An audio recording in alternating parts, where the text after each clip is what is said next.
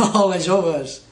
Soc Martí Casadevall, jutge sènior a LA, i necessito la vostra ajuda per resoldre un cas que tinc entre mans. Resulta que l'estament judicial fa vaga. Tot el país està paralitzat i jo no tinc temps per perdre. He pensat que vosaltres, que sou molt lluny, em podeu ajudar sense interferir en el procediment judicial. Vull dir que no ho direu a ningú, eh? Bé, us explico breument el cas.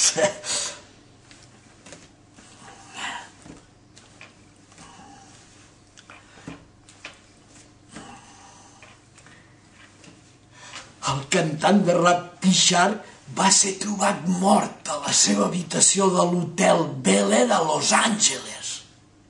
Era en aquesta ciutat per anar a la gala dels Premis Grammy, als quals estava nominat. El seu cos sense vida va ser trobat a les 22:05 del 3 de febrer pel cambrer de l'hotel Harry Abbott.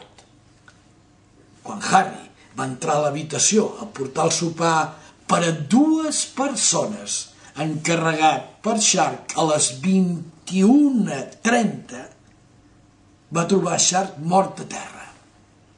Al seu costat, dret i amb una pistola a la mà, hi havia el beatboxer de l'antic grup del cantant assassinat, Thomas Farrow. Aquest, en veure el cambrer, va deixar anar la pistola i va fugir. El cambrer va trucar a la policia i una estona més tard, Thomas Farrow era detingut a Bellagio Road, a prop de l'hotel on havien tingut lloc els fets. Què? Què us sembla? Una bona història, no?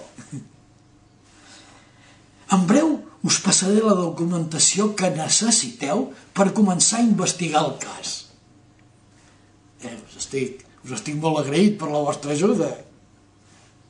I suposo que Shark també ho estaria.